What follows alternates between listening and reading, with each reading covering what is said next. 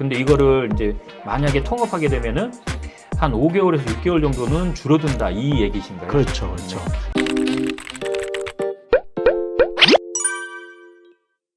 안녕하십니까, 부동산 전략가의 김태준입니다. 네, 신성민입니다. 네, 오늘 이 시간에는 또 새로운 이슈가 나와서 우리 김 대표님이 준비했는데 오늘 준비한 이슈는 어떤 겁니까? 25일 날 국토부 보도자료에 의하면 주택 건설의 인허가 속도를 높이겠다라는 내용이 나왔습니다. 인허가 속도를 높이겠다. 이게 어떻게 보면은 저번 달이죠, 이제. 9.16 대책, 주택 공급 활성화 대책이죠. 9.16 대책의 후속 대책 같은데 그럼 인허가 속도를 높이겠다고 했는데 어떻게 높여준다는 얘기죠? 네, 지금 주택을 허가를 받기 위해서는 뭐 경관이라든지 교통이라든지 여러 가지 심의들을 거쳐야 되는데 이 부분을 통합해서 심의하겠다. 따로따로 심의하다 보니까 공사 심의받는 기간만 해도 오래 걸리니까 결국은 이 부분을 하나로 통합해서 단축하겠다라는 얘기예요. 실질적으로 이 부분이 의무화는 되어 있지만 실질적으로 승인을 해준 지자체들이 법으로 정해져 있지 않다 보니까 이 부분을 따로따로 하니까 통합하는 것과 차이를 보면 한 6개월 정도 인하가 차이가 납니다. 그러면 6개월치에 대한 사업 주체자는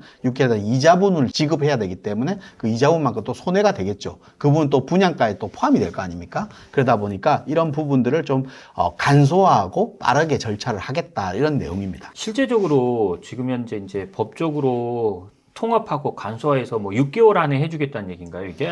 아니요. 원래 건축 심의를 받는, 인허가를 받는 기간, 그러니까 심의를 통과해야 되는 여러 가지 분야들을 따로따로 받다 보니까 전체적인 시간이 한 오래 걸리다 보니까 이 부분을 통합하게 되면 전체적으로 한 5개월에서 6개월 정도는 단축할 수 있는 시간에 벌 수 있다, 뭐 이런 얘기입니다. 지금 제가 알기로는 저도 이제 뭐 예전에 사업을 했고 지금도 사업은 해봤지만 보통 이렇게 인허가 과정을 거치면은 인허가 받는 데만 1년 이상 소요되거든요. 그렇죠. 예. 근데 이거를 이제 만약에 통합하게 되면은 한 5개월에서 6개월 정도는 줄어든다 이 얘기신가요? 그렇죠, 그렇죠. 네. 그러다 보니까 이렇게 되면 결국은 인허가의 물량들이 많아지고 공급을 활성화하게 할 수 있다라는 정책의 하나의 일환이라고 볼 수 있죠. 그래서 이제 9.16 대책의 이제 후속 조치다 이렇게 네. 얘기가 나오는 거구나. 근데 지금 현재 실제적으로 9.16 대책이 나왔고 9.16 대책이 시장에 미치는 영향은 저희가 방송에서도 말씀드렸지만 저희가 항상 하는 얘기죠. 안고 없는 찐빵이다. 그리고 공급 대책은 나왔지만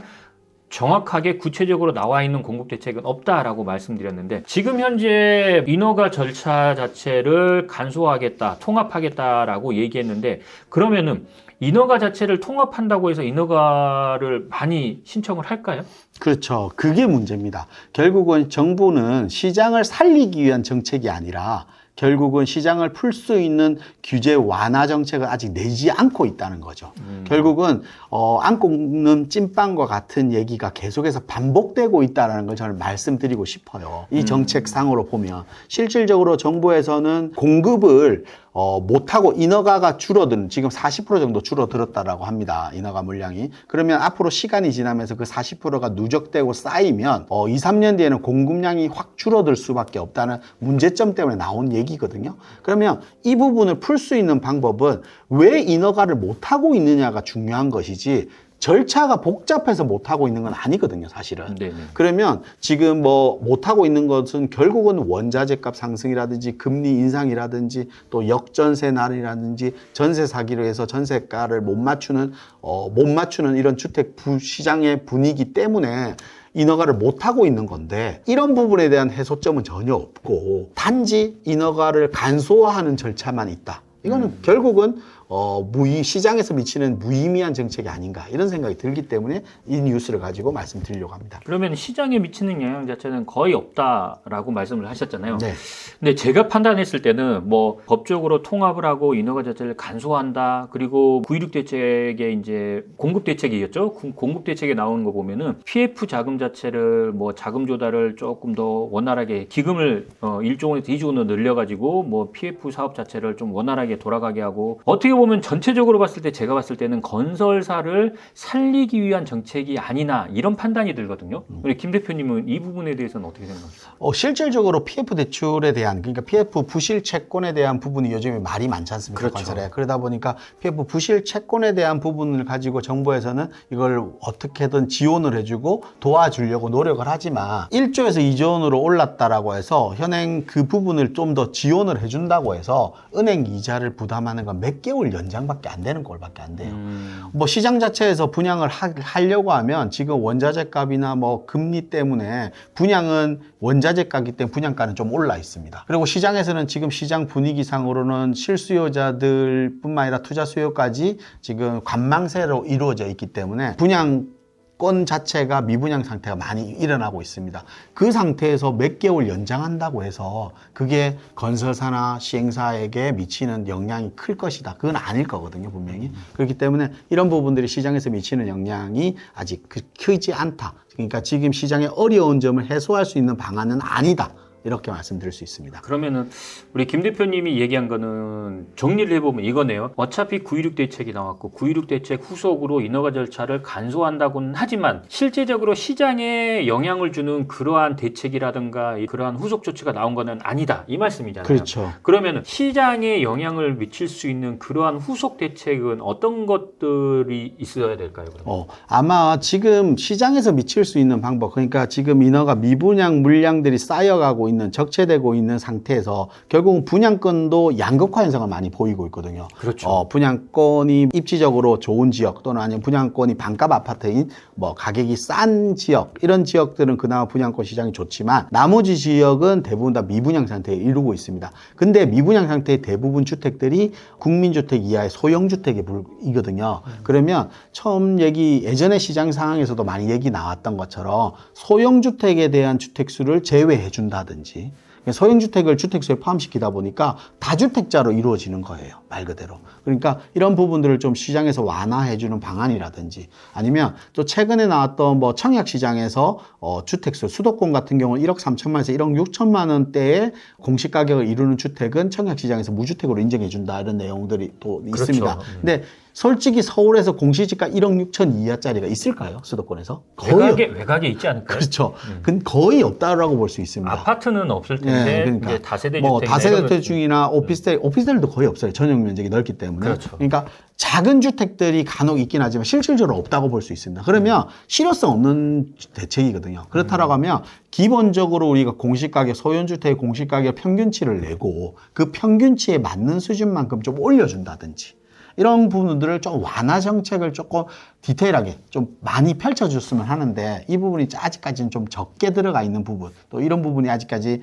시장에서 정책적으로 완화 정책을 펼치지 못하는 부분, 이런 부분이 좀 아쉬운 거라고 말씀드릴 수 있고 이런 게 펼쳐야지 시장에서 미치는 영향이 좀 클 것이다. 저는 이렇게 생각합니다.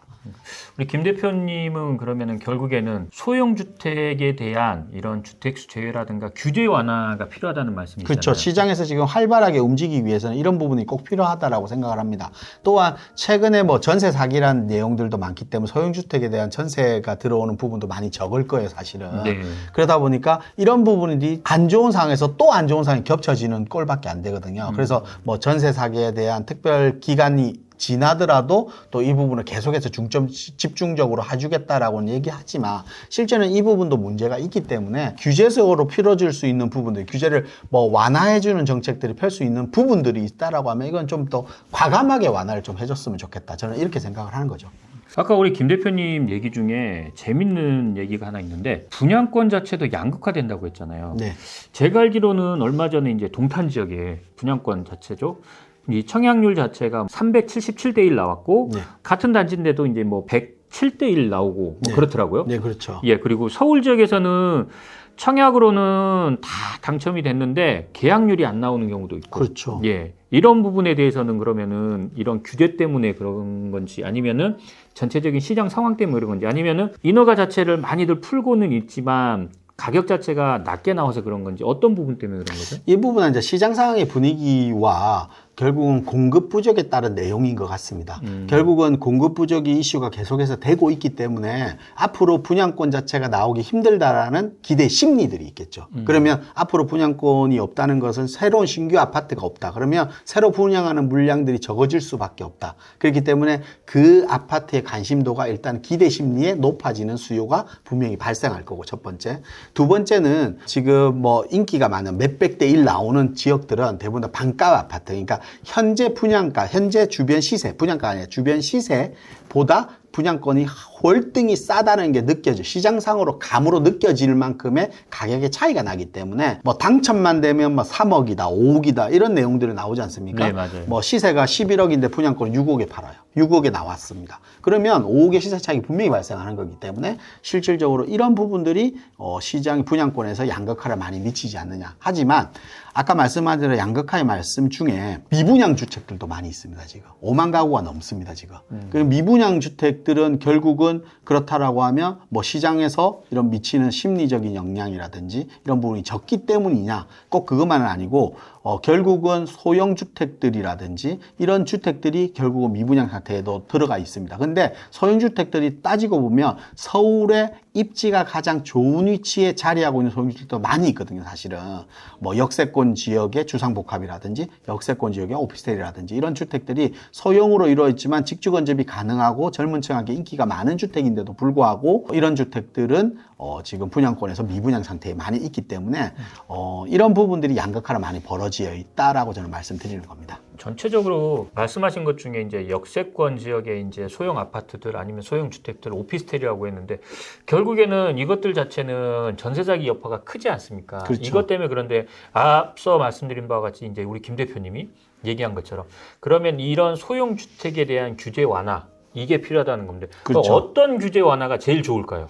아마 주택수 제외가 아마 가장 좋은 혜택이 아닐까. 그리고 주택수 제외라든지 뭐 양도세 비과세 혜택이라든지 이런 부분들이 좀 적용이 된다라고 하면 가장 좋은 혜택이 아닐까 싶습니다. 우리가 예전에 미분양 관리 지역일 때 미분양 주택을 매수했을 때 5년 동안 양도세를 면제해 준 그렇죠. 사례가 있죠. 2013년에 있었죠. 그렇죠. 그런 부분들이 아니면 아예 소형주택은 주택수를 제외한다라고 하면 청년층 입장에서는 주택을 구입하고도 또 다시 새로운 주택에 대한 분양권 청약을 할 수 있는 기회장이 열리는 겁니다.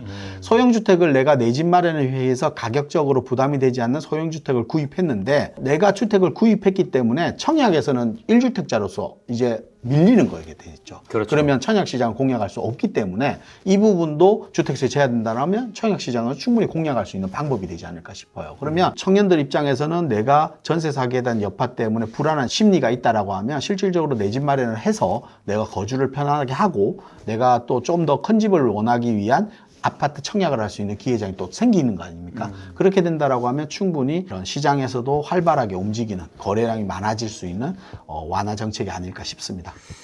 결국에는 이제 우리 김 대표님 얘기는 그거네요.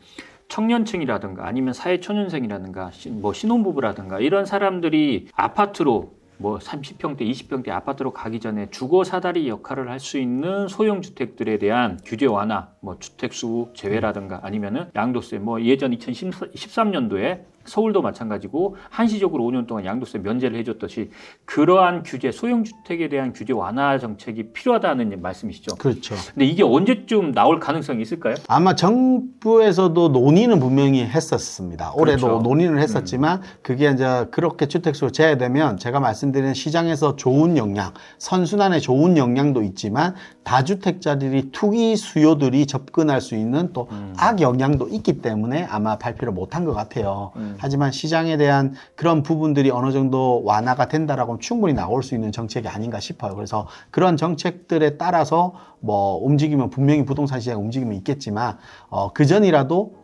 좀 더 시장에서 직접적인 적용이 될 수 있는 혜택들, 완화 정책들이 좀 더 나왔으면 좋겠다는 이런 취지로 먼저 말씀드리는 겁니다. 제가 봤을 때는 조만간 나오지 않을까 싶어요. 왜냐하면 9.16 대책도 그렇고 우리 오늘 김 대표님이 얘기한 것처럼 9.16 대책의 후속 대책으로 인허가 절차를 통합화해서 간소화하겠다는 절차 이런 정책이 후속 정책이 나왔지 않습니까? 그러면은 결국에는 이런 정책들 자체는 결국에는 건설 산업 자체를 조금은 활성화시키고 이렇게 살리기 위해서 이런 정책들이 나온다면은 결국에는 건설사들이 아니면 시행사들이 인허가를 안 하게 되면은 공급의 문제가 분명히 생기고 또 중간 주거 사다리 역할을 할 수 있는 소형 주택들도 문제가 되기 때문에 결국에는 조만간 나오지 않을까 싶은데 제가 저번 영상에도 우리가 저번 영상에도 말씀드리지 않았나요? 아마도 총선 전에는 나오지 않을까 싶습니다. 그렇죠. 그런 기대를 한번 해볼 수 있을 것 같아요. 저도. 그래서 저도 총선 전에 어떻게든 좋은 뭐 좀 시장에서 좀 활발해질 수 있는 완화 정책들이 좀 발표가 돼서 부동산 시장이 선순환으로 좀 순환될 수 있는 이런 부동산 시장이 되었으면 하는 바람에 오늘 내용을 좀 준비해봤습니다. 오늘 우리 김 대표님이 준비한 인허가 절차 자체를 통합해서 간소화하겠다는 이 9.16 대책의 후속 대책에 대해서 좀 자세히 설명을 해드렸는데 마지막으로 전체적으로 크게 정리 한 번만 깔끔하게 한번 해주시죠. 부동산 시장의 지금 현재 정책은 뭐 안고 없는 찐빵이라는 얘기를 계속 드리지만 실질적으로 시장에서 미치는 영향이 좀 부족하고 많이 적은 대책들에 불과한 것 같습니다. 그래서 지금 현재 시장은 고금리라든지 그리고 전세 시장 악화라든지 그리고 실수요자와 투자 수요 그리고 이런 수요들이 관망세들이 지속되고 있는 시장이기 때문에 이런 시장들을 좀 더 정책에 따라 움직이기보다는 이런 시장에 대한 흐름을 잘 파악하시고 움직이는 게 현 시장에서 가장 맞는 방법이 아닌가 이런 생각을 좀 말씀드리고 싶습니다. 알겠습니다. 오늘 김 대표님이 얘기한 인허가 절차 자체를 통합해서 간소화하겠다는 9.16 대책, 후속 대책에 대해서 이제 말씀을 드렸는데요. 오늘 영상이 도움이 되셨다면 좋아요, 구독하기 꼭 눌러주시고요. 다음 영상에서도 좋은 영상으로 또 인사드리겠습니다. 감사합니다.